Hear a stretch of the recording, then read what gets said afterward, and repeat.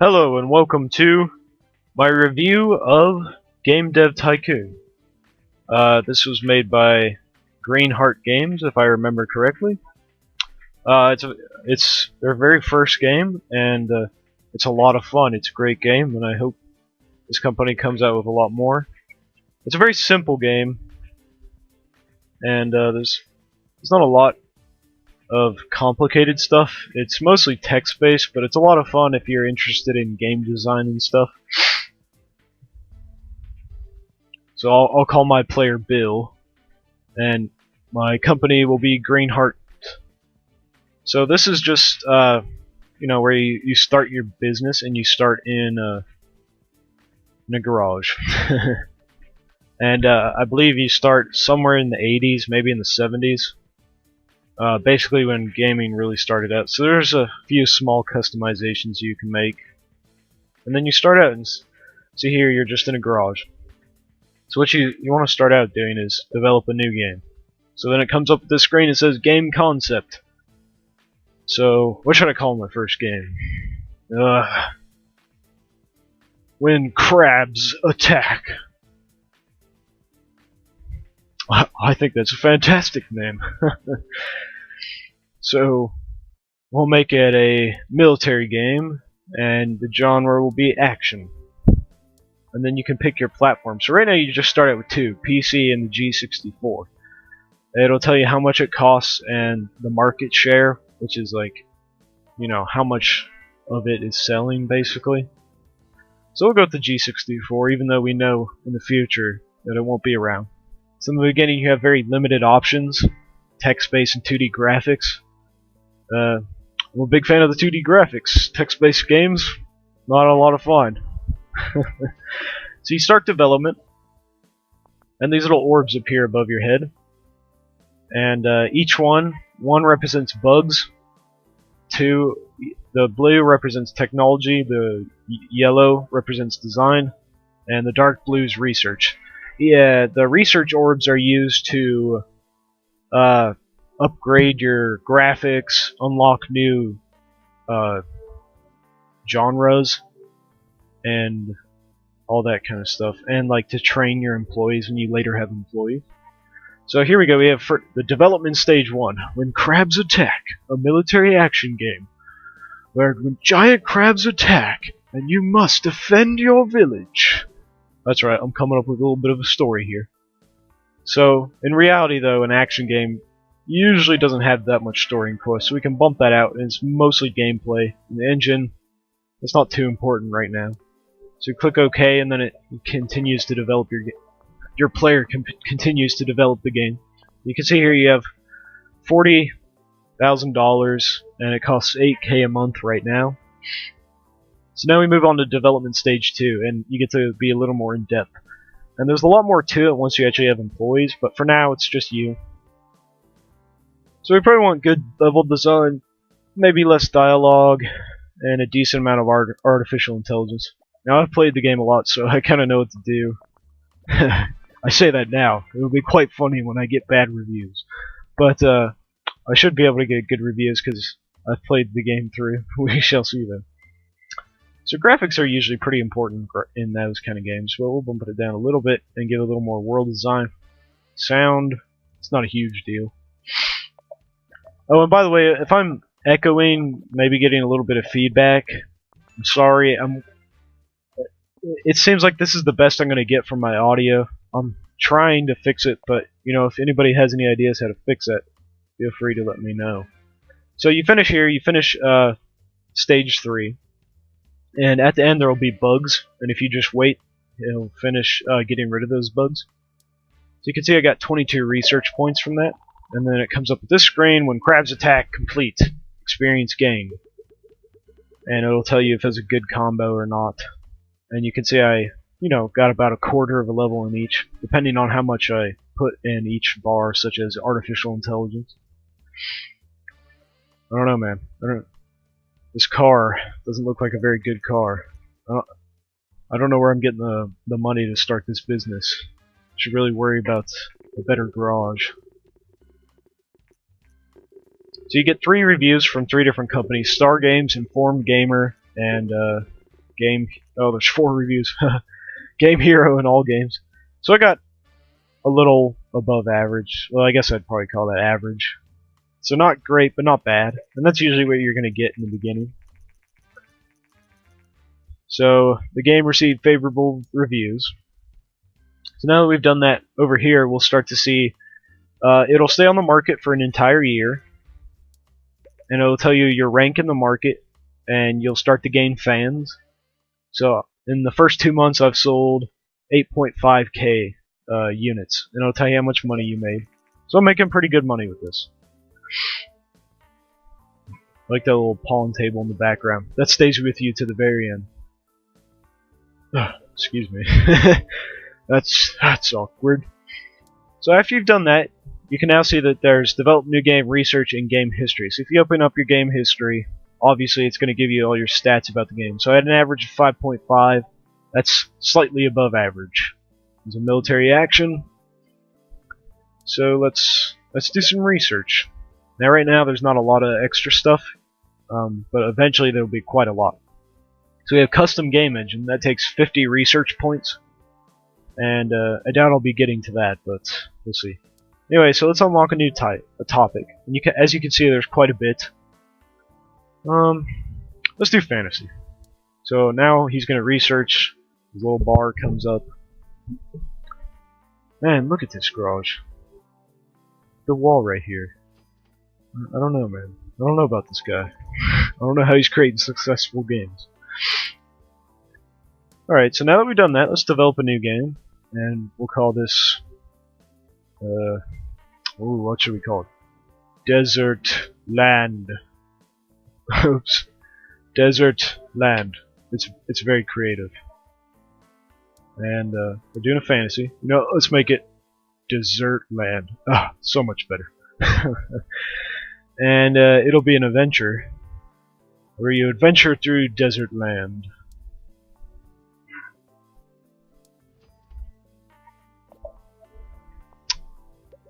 And as you can see, it is quite a very simple game.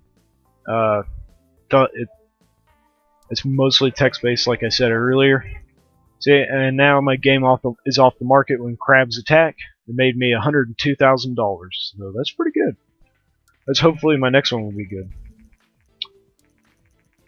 So it's talking about some of the history. It's pretty cool how it talks about history and all of the systems and stuff, such as the N64 will be on here. It'll have like a slightly different name, I assume for copyright reasons, obviously. And people who made this game are pretty nice. Like when you're playing the game, they'll bring up a message and be like, "Thanks a lot for buying this game. It means a lot to us." Which is that little extra thing. I don't know about you guys, but I like that. You know, it's nice to know they care. Plus, this game is very cheap. It's only, I think, $8. That sounds about right. And they're trying to get it on Steam. So it's one of those green light games on Steam, if you know what that is. So an adventure needs good world design, maybe a little bit less graphics, and sound is not terribly important. At least as far as I'm concerned. Rather have better graphics and better sound, although sound is important, obviously. So we finished this game.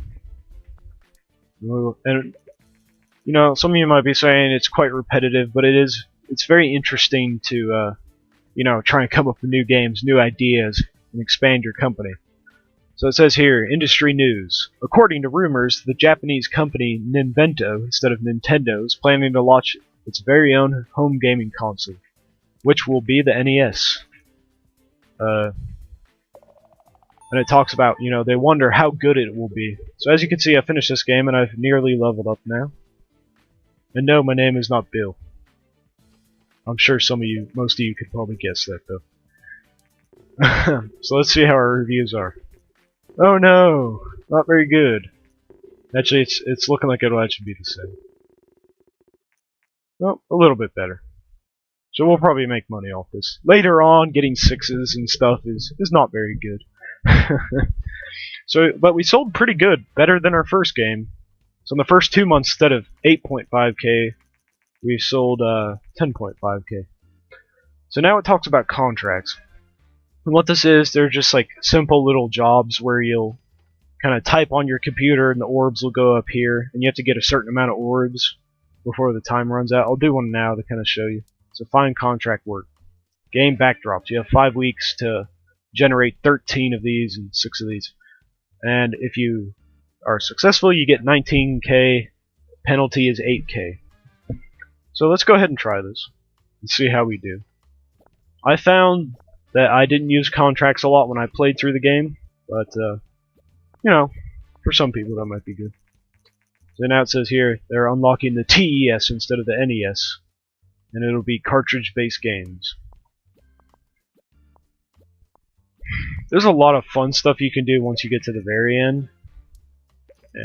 For example, you can start to use MMOs and stuff, and I'll show you some of that later. Actually pretty soon here. So let's see if we can't. Oh, I was gonna make a new console or a new custom game engine, but I don't have enough points. So our second game made 126,000, so about $24,000 more. So now I have a decent amount of money. And to make a custom game engine, it's pretty expensive. So anyway, I've been talking a while, showing you how the start of the game is. There's 3 different levels. There's your garage, your mid-level kind of place, and it costs like $1 million to move up to that. And usually the way they do that is you create like a hit game. And my hit game on my playthrough was 3D football on the Game Boy. So anyway, now that I've showed you that, I'm going to show you my game, and like when you're at your highest level. So if you don't want to like ruin the game for you a little bit, then I guess close the video. So let's see if I can't find it. Anyway, I named it Savis Games. I really don't know why. Don't question. So as you can see here, there's there's 6 different employees plus you. And once you have these employees, you can train them. If they start to get tired, you can send them on vacation. You can even fire them or have them do research for you. And as you can see, I've unlocked all the research I want to unlock, but there's still like, you know, a few things left that I could have unlocked. I have all the topics, and I'll kind of slowly scroll down so you can see all the different kinds.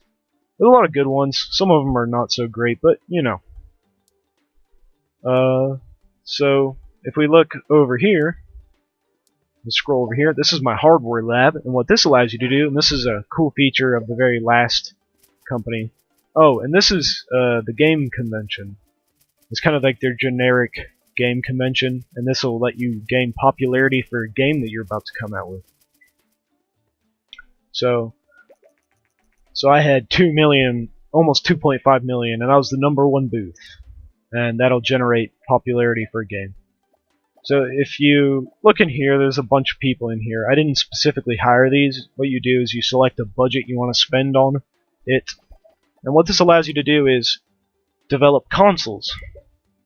So you can name your console, and it costs a lot of money. And there's different variations. There's more than just these 3, but since I've already made, I think, 2 or 3 consoles, so there's a lot less to choose from.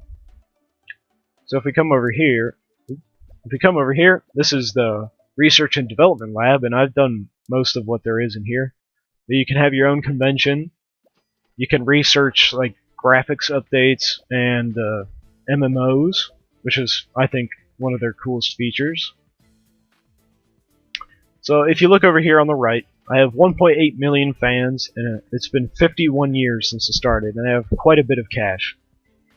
So if you look here, this is Lycanus, and this is my console that I recently came out with, and this is how much it's sold, and these are the bars to represent, you know, how much it's sold over the months. I think it actually does it by weeks.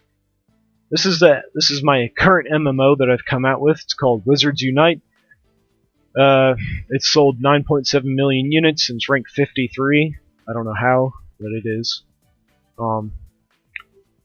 So, and as you can see, as you develop through the game, there's quite a lot of things. You can eventually unlock expansion packs, which is pretty cool. And I can create another custom game engine. Oh, I didn't want to do that. Oh well. As you can see, it gets quite complicated later on. Did not want to do that, but oh well. And if I show you my game history, you can see how many games I've come out with. So if I just quickly do like this. So many.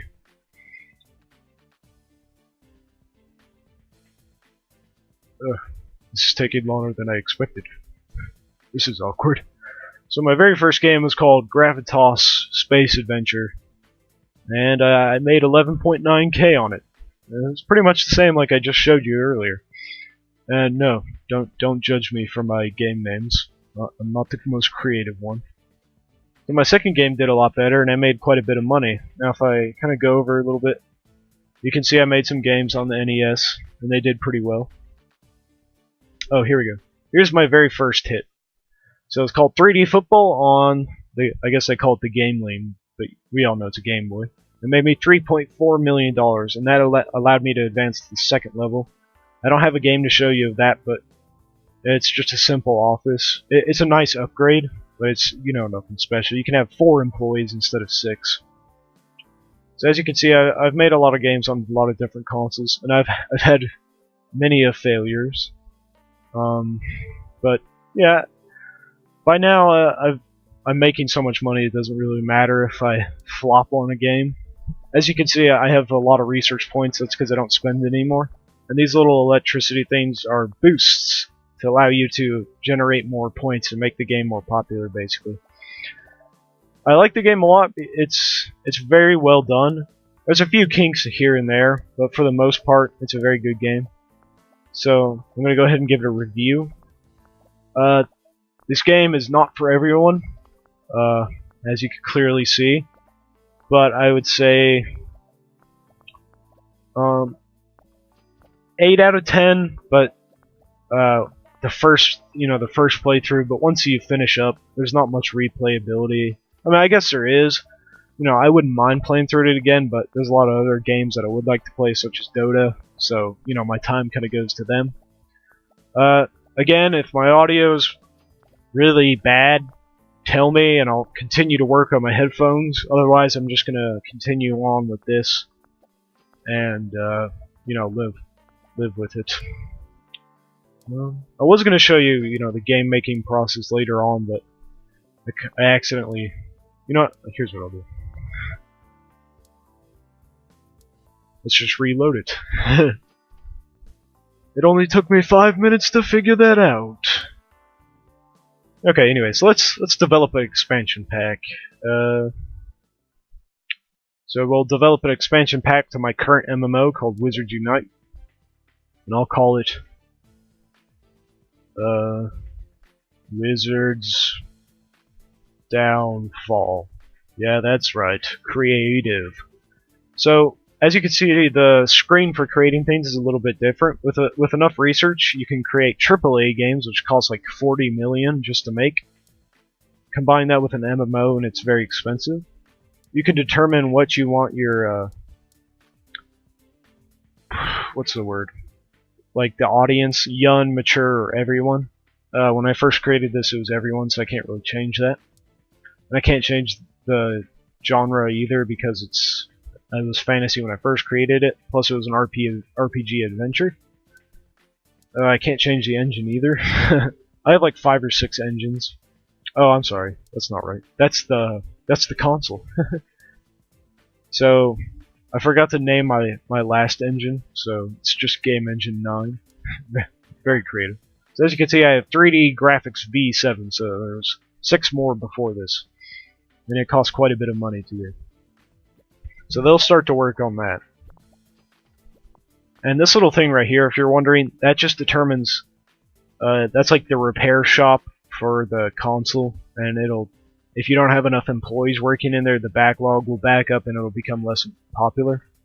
But as you can see over here, there's a lot of choices on what to do. It's pretty cool. But after a while, it's like I'll just click on everything, even if it doesn't really pertain to that game. I don't know if that's actually been affecting my scores, but for the most part, I just leave it like that and get pretty good scores. So over here are your staff, and you can drag and drop them based on their scores, such as design and technology, and this will affect how good the game is, obviously. So I'm just going to leave everything where it was, just to save time. So now if sometimes it lags a little bit for no apparent reason, considering it's a very basic game.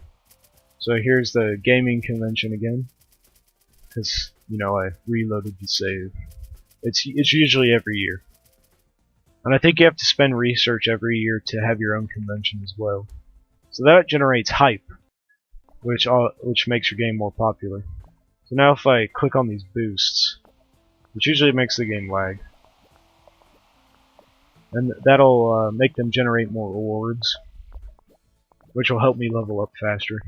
I think once you hit around level 10, it takes like a really long time to level up, and really the levels don't really do anything for you other than just kind of give you a show of how advanced you are in the game.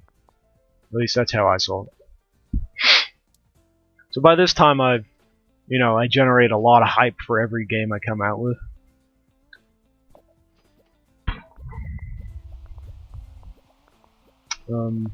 Yeah, that's basically it. So I'm gonna finish this game and we'll see how well it does. I don't know, considering that I'm not really changing anything, it might be bad. We shall see. I've got a lot of money. I've got $619 million. I'm in no worries. If you do go bankrupt, you start from the very beginning, so try not to do that. If you go under, then it usually gives you like 50k, as a loan that you have to pay back like 200k within the year, which is pretty crazy. But I guess, it makes you not want to go under, really. So as you can see, it's lagging. That's probably because of all the little moving orbs on the screen. It's not a huge deal. How long have I been talking? This is longer than my other videos. And every once in a while it has market analysis, like it'll be RPGs are very popular right now. Oh, and another thing, when you make AAA games, the hardware lab suddenly becomes you can come out with custom hardware such as like headphones and mouses and keyboards.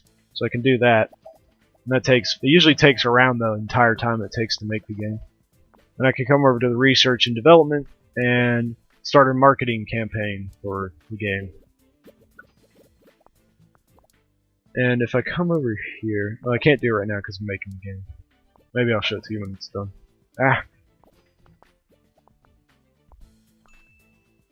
So as you can see, after a while, your MMOs, like, no matter how popular they are, eventually they're going to start going in red. So if you don't come out with an expansion pack, they will be in trouble. And you will start to lose money. So anyway, there's no more bugs. Oh no, one just suddenly appeared at the end. Oh well. As you can see, pretty much everything is level 11 except for my employees. Now we're going to release the game and see how well it does. I don't like the looks of this. Oh no! I was worried this was going to happen. That's okay. So I got pretty bad scores, and that's going to hurt me. Pretty badly, actually.